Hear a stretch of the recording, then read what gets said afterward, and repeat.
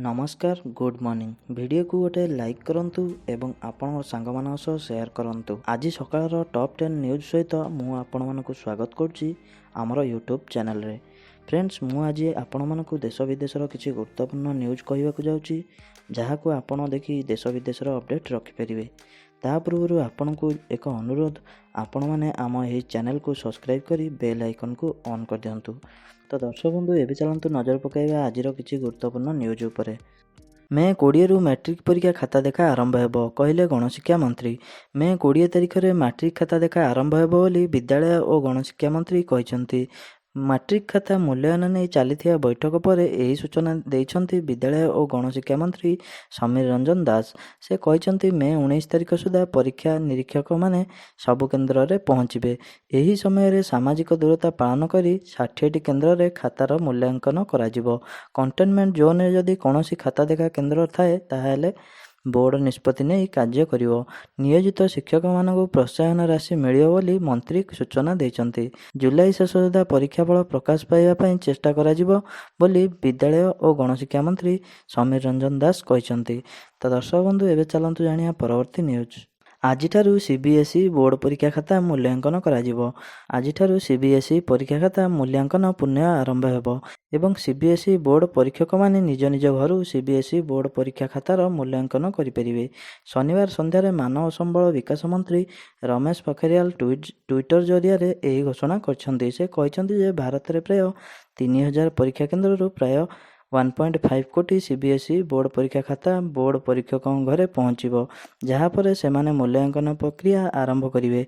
परीक्षा खाता मूल्यांकन सरिया पर अधिकारी माने आसी बोर्ड परीक्षकों घर परीक्षा खाता संग्रह करेंगे। एपरी हेबा द्वारा छात्र छात्री माने सीबीएसई बोर्ड परीक्षा फलाफल 2020 प्रकाश पाइपर। पोखरियाल कहते जे सीबीएसई परीक्षा खाता मूल्यांकन संपूर्ण प्रक्रिया 50 दिन मध्य शेष होगा उचित।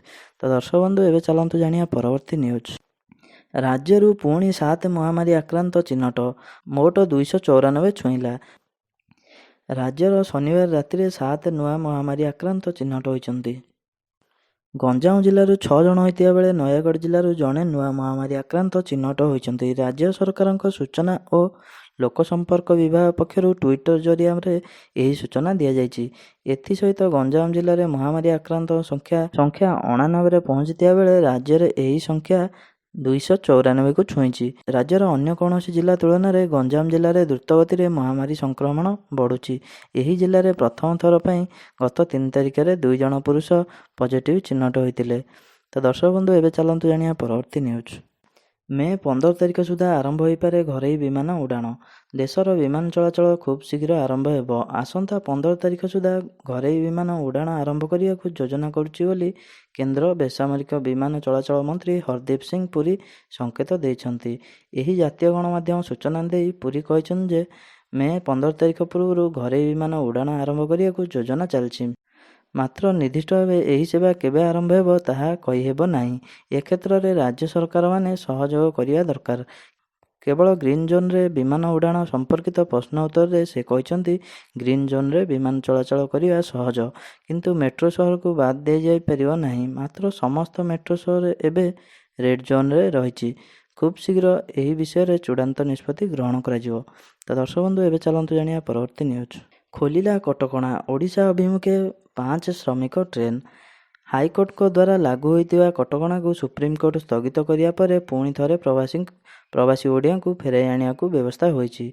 एही क्रम में विभिन्न राज्यों 5टी स्वतंत्र ट्रेन जोगे ओडिशा अभिमुखे यात्रा आरंभ करथिबा पूर्वतट रेलवाई पक्षरु कहुଯାଇଛି। एही 5टी स्वतंत्र ट्रेन भितरु 2टी गुजरात अहमदाबाद रु खोर्धा अभिमुखे बाहरिछि। सेहीपरि मुंबईर पानभेल स्टेशन रु टिटलागढ़ को ब्रिटेन ट्रेन श्रमिक नहीं आसुथिया बेले चेन्नई एवं सुराट रु गोटे लेखाएं ट्रेन गंजाम जिला जगन्नाथपुर स्टेशन रे पहुंचा को स्थिर होइछि। एही सब राज्य प्रवासी ओडिया को आनिया को सरकार पदक्षेप नैतिया बेले दिल्ली और तमिलनाडु रे फसी रहिता ओडिया प्रवासी को आनिया पई एजाय कौनसी व्यवस्था न हेबा अति दुखर विषय।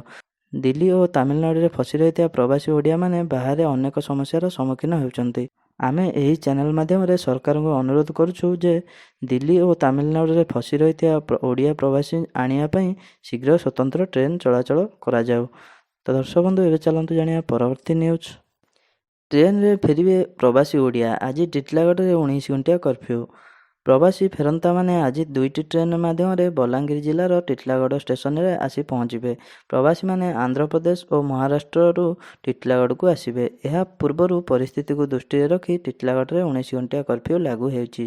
ଏହା ରବିବାର ସକାଳ 7ଟାରୁ ରାତି 12ଟା ପର୍ଯ୍ୟନ୍ତ 19 ଘଣ୍ଟିଆ କର୍ଫ୍ୟୁ ଜାରି ହେବ। ଏନେଇ ପ୍ରଶାସନ ତରଫରୁ ସମସ୍ତ ପ୍ରସ୍ତୁତି ହୋଇସାରିଛି। ତ ଦର୍ଶକ ବନ୍ଧୁ, ଏବେ ଚାଲନ୍ତୁ ଜାଣିବା ପରବର୍ତ୍ତୀ ନ୍ୟୁଜ୍। ୟୁରୋପରେ ଏବେ ଭାଇରସର ନୂଆ ହଟସ୍ପଟ୍ ରୁଷ। ୟୁରୋପରେ ଏବେ ଭାଇରସର ନୂଆ ହଟସ୍ପଟ୍ ପାଲଟିଛି ରୁଷ।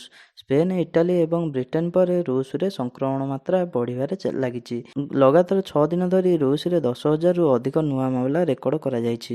ଗତ 24 ଘଣ୍ଟା ମଧ୍ୟରେ ରୁଷରେ ପୁଣି 10,670 ମାମଲା ରେକର୍ଡ କରାଯାଇଛି। ଫଳରେ ମୋଟ ଆକ୍ରାନ୍ତ 1,87,855ରେ ପହଞ୍ଚିଛି। ୟୁରୋପରେ ଚତୁର୍ଥ ରାଷ୍ଟ୍ର ଭାବେ ରୁଷରେ ସଂକ୍ରମଣ ମାତ୍ରା ସର୍ବାଧିକ ରହିଛି। ସେହିପରି ବ୍ରିଟେନରେ ମୋଟ ଆକ୍ରାନ୍ତଙ୍କ ସଂଖ୍ୟା 2 ଲକ୍ଷ ଟପିଛି। ସ୍ପେନରେ ଆକ୍ରାନ୍ତଙ୍କ ସଂଖ୍ୟା 2,60,000 ଟପିଥିବା ବେଳେ ଇଟାଲୀରେ ଆକ୍ରାନ୍ତଙ୍କ ସଂଖ୍ୟା 2,15,000 ଟପିଛି। ଆମେରିକାରେ ଗତ 24 ଘଣ୍ଟା ମଧ୍ୟରେ 2,448 ଜଣଙ୍କର ମୃତ୍ୟୁ ହୋଇଛି। ଆମେରିକାରେ ମୋଟ ଆକ୍ରାନ୍ତଙ୍କ ସଂଖ୍ୟା 12,92,902ରେ ପହଞ୍ଚିଛି। ତ ଦର୍ଶକ ବନ୍ଧୁ, ଏବେ ଚାଲନ୍ତୁ ଜାଣିବା ପରବର୍ତ୍ତୀ ନ୍ୟୁଜ୍। ପରମାଣୁ ଗୋଦାମ ତିଆରି କରୁଛି ଉତ୍ତର କୋରିଆ। ସାରା ବିଶ୍ୱରେ ମହାମାରୀ ବିରୋଧରେ ଲଢ଼େଇ ଜାରି ରଖି ଔଷଧ ତିଆରି କରିବାରେ ଲାଗି ପଡ଼ିଥିବା ବେଳେ ଉତ୍ତର କୋରିଆ ଏକ ବିଶାଳ ଗୋଦାମ ନିର୍ମାଣ କରୁଛି। ଏହି ଗୋଦାମକୁ ପରମାଣୁ ଅସ୍ତ୍ରଶସ୍ତ୍ର ଗଚ୍ଛିତ କରିବା ଏବଂ ଏହାର ପରୀକ୍ଷା କରିବା ଦିଗରେ ବ୍ୟବହାର କରାଯିବ ବୋଲି କୁହାଯାଉଛି। ଗତ ମାର୍ଚ୍ଚ ମାସରେ ଉପଗ୍ରହରୁ ନିଆଯାଇଥିବା ଫଟୋଚିତ୍ରରୁ ଏହା ଜଣାପଡ଼ିଛି। ଚଳିତ ବର୍ଷ ଶେଷ ସୁଦ୍ଧା ଅଥବା 2021 ପ୍ରାରମ୍ଭରେ ଗୋଦାମ ନିର୍ମାଣ ଶେଷ ହୋଇଯିବ। ଆମେରିକାର centre for strategic and international strategy satellite ଏହି ଫଟୋଚିତ୍ର ଉତ୍ତୋଳନ କରିଛି। ସେଣ୍ଟର ପକ୍ଷରୁ କୁହାଯାଇଛି ଯେ ଉତ୍ତର କୋରିଆର ରାଜଧାନୀ ପ୍ୟଙ୍ଗୟଙ୍ଗଠାରୁ 17 ମାଇଲ ଦୂରରେ ଉତ୍ତର ପଶ୍ଚିମ ଏହି ଗୋଦାମ ନିର୍ମାଣ ଚାଲିଛି। ତ ଦର୍ଶକ ବନ୍ଧୁ, ଏବେ ଚାଲନ୍ତୁ ଜାଣିବା ପରବର୍ତ୍ତୀ ନ୍ୟୁଜ୍। ଫେସବୁକ୍ ଦେଲା ଇମ୍ରାନଙ୍କୁ ଝଟକା। ପାକିସ୍ତାନ ପ୍ରଧାନମନ୍ତ୍ରୀ ଇମ୍ରାନ ଖାନଙ୍କୁ ଝଟକା ଦେଇଛି ଫେସବୁକ୍। ଇମ୍ରାନ ଖାନଙ୍କ ଫେସବୁକ୍ ପେଜ୍ ଫେସବୁକ୍ ଦ୍ୱାରା ଭେରିଫାଇଡ୍ ହୋଇ ବ୍ଲୁ ଟିକ୍ ମାର୍କ ହୋଇଥିଲା। ଏବେ କିନ୍ତୁ ଫେସବୁକ୍ ବ୍ଲୁ ଟିକ୍ ମାର୍କ ହଟାଇ ଦେଇଛି।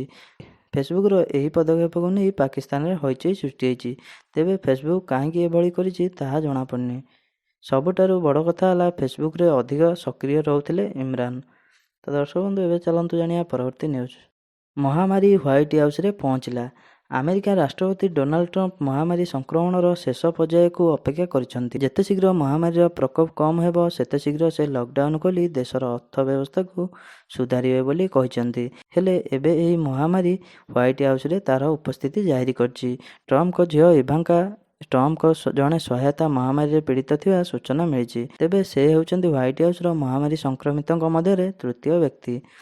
ତ ଦର୍ଶକ ବନ୍ଧୁ, ଆଶା କରୁଛି ଆଜିର ସମସ୍ତ 10ଟି ନ୍ୟୁଜ୍ ଆପଣଙ୍କୁ ପସନ୍ଦ ଆସିଥିବ। ଯଦି ଆଜିର ନ୍ୟୁଜ୍ ଆପଣଙ୍କୁ ପସନ୍ଦ ଆସିଥାଏ ତେବେ ଆପଣମାନେ ଆମ ଭିଡ଼ିଓକୁ ଲାଇକ୍ କରିଦେବେ, ସାଙ୍ଗମାନଙ୍କ ସହ ସେୟାର କରିଦେବେ, ଆମ ଚ୍ୟାନେଲକୁ ସବସ୍କ୍ରାଇବ୍ କରି ବେଲ୍ ଆଇକନ୍କୁ ଅନ୍ କରିଦେବେ।